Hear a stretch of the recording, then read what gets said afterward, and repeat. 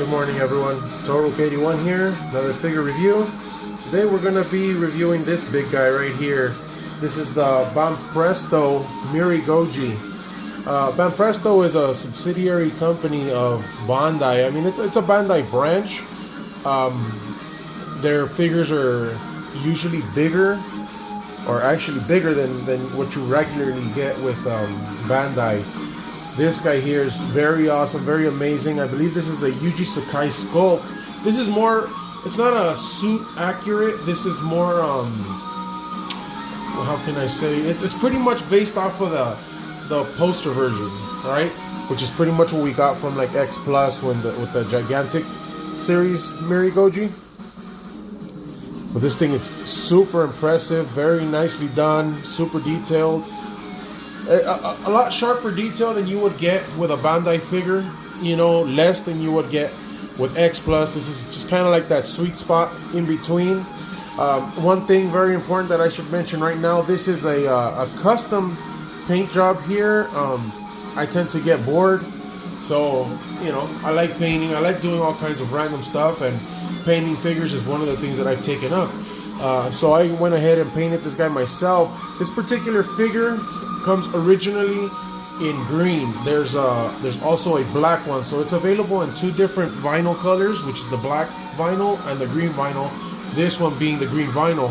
This is not correct, the correct green though. If you want to see that, back in my very first videos, I believe it's like my second video, I had a MireGoji collection video, and you can see the original color to this guy.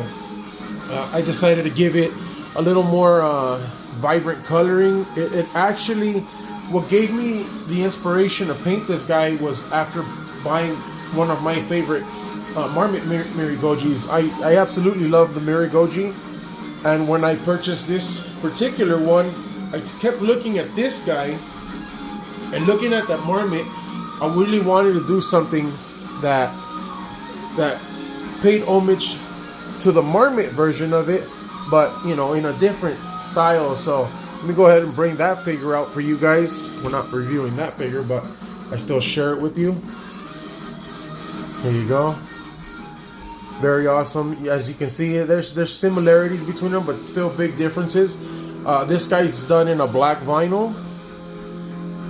You can see right there, and the green is real subtle with this guy. It's very awesome the way that works. So you look at it in different lights. It's just, it's what Marmot does. You know what I'm saying? It's got that gold splash right here, gold for the claws and the nails. Then it's got silver in the teeth and yellow in the eyes. It's got this purple green spray at the base of each dorsal plate. Then it's got this purple and then a really nice gold. It's just very nicely done. Paint comes all the way down to about here. So, and then one big difference is that the Banpresto is super big. So if I look at this guy right here, top of the head measures at about 7.5, but then at the top of the very tallest spike, I'm looking at about 8 3/4 for this guy. So very nice. I really like the way that works out with these MireGojis. The spikes are actually taller than the highest point of the head, which is accurate to what you see in the movies. You know, I really like the way this thing changed up the whole sculpt for him. I like this pronounced spike right where the plates start, his ridge. It's got real pronounced ears, as you can see. Let me give you guys a close-up right here. Very awesome, very amazing. It's got that whole neck piece. And just what Marmot does. I mean, there's a reason why this is my favorite company. But again, we're not reviewing the Marmot MireGoji. Sorry about that. It's just Marmot does it to me. And then when we come back and we look at this guy here, you can see the way they did the teeth. Just like in the movie. The movie's like that. His teeth are very different.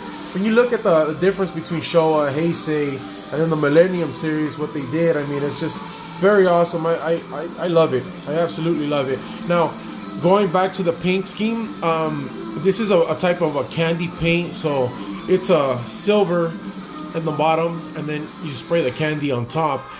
One very important thing to note, I did want to do the paint scheme that that Marmot did for this guy, except they let the black show through. I couldn't do that with this guy because the original base color was black.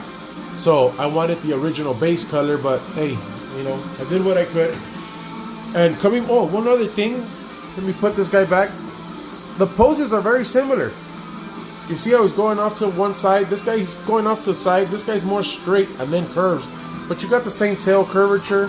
One leg's kicked back further than the other. I mean, it's pretty nice. Both of these figures complement each other very nicely. Now coming back to the Banpresto, and if anybody is interested in these, the price range varies. I've seen them up to like 150 bucks, all the way down to like 40 on auctions, eBay, you know. But then again, it's an auction that could go up, you know, the bidding or whatnot. But I know I've seen one on eBay recently for about 80 bucks. So if you guys are interested in this figure, go ahead and hit them up. Now coming back to the paint on this guy, he's got this metallic green. I ended up, instead of painting the nails, which I should have done, I ended up just kind of brushing it on gold for the nails, the claws and everything. The teeth, he's got silver. Let me bring you up close up right here. And I ended up just masking off the eyes because the eyes it has its own vinyl to it. It's a clear vinyl with the iris and everything, the pupil. So I decided not to mess with that. I decided to keep that the way it is. The nostrils done very nicely on this thing, pronounced. The ears, again, it's got that reminiscent first spike right here. I like that. And then I really like the way the spikes on this guy turned out. I like that about this particular Godzilla. Those dorsal fins are just, to me, it's just, oh my god, I love it. It's part of what, you know, drew me to the MireGoji, just a different stance, more menacing. I loved it. So I ended up doing this guy, starting off here with a bit of a purple that fades into yellow and then comes up over to red. The nice thing about when you're doing these candy colors is that they tend to kind of fade into each other. So you get this red, and then that fades over to like an orange, then eventually that yellow, and then you get the same type of confusion once you spit blue. You hit it out with a little bit of yellow, you start transitioning over to this like purple, and it came out super awesome. I really like the way this thing turned out. I was super happy about it. It got to my head a little bit, and you know, it's still here in my collection. I love the fact that they give it this really long tail. It's super long. I mean, look at that. It's a very menacing figure. It's definitely got its own presence. Seams for this figure, you got 1, 2, 3 for the tail alone. Like I said, it's a really big piece. Then 4 at the leg right there. This leg is part of that mold, so you don't get one there. So we're at 1, 2, 3, 4, 5, 6, and then there's a glue seam here for the dorsal plates. Okay, and then you have one at the neck right here, which, I mean, doesn't really articulate. Like I said, these are just, you know, seams to me. I don't use them as points of articulation. The arms on this guy, though, I can mess around with. Like I said, I gave it that gold splash in the chest just to kind of pay homage to Marmot. You go right here. You guys see all those little details. I mean, it's just got everything in it. It's got this nice neck piece, that flaring that it's got for that neck. Very Cobra-like, you know. I like that. I mean, it's a dominant figure. It's very impressive. I mean, as cheap as they go, I mean, you'd be a sucker not to get it. I came really close to selling this guy once, and then I regretted it right after I got an offer. And then I just said no. The guy kept going up, and maybe I should have sold it, but it's one of those things where, you know, I see it as a bit of a trophy. I really like the way it came out, and it's an eyepiece. Like, whenever anybody comes over and they're looking at my collection, I got a lot of amazing figures, but a lot of people tend to look at this guy, and it's because of the colors. The colors really pop, and they might not pop as much here on the video, but when you look at it in person, oh my god, it's just really nice. So yeah, like I said, if you guys are interested in purchasing one of these, you know, like I said, go ahead and hunt them down. I believe I saw one on Vital Kaiju Legion not too long ago. I don't know if it's still there. I've seen some on eBay. You find them all over the place. They're still readily available, but they only come in that like army green tinge or that black, you know what I'm saying, vinyl. So if you want to do anything, you'd have to go ahead and commission it. I'll go ahead and commission any figures if you guys want. I know Vinyl Kaiju Legion, you know, James Osborne, he's more than ready, and he's an amazing artist. So whatever I did, I'm pretty sure he could just take that shit up to the next level.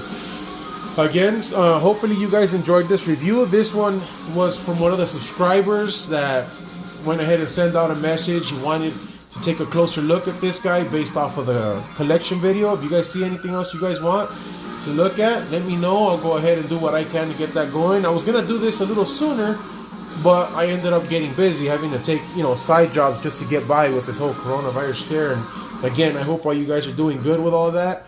And this is pretty much it right here. Let me go ahead and take you guys close around here. It's been a while since I've done this.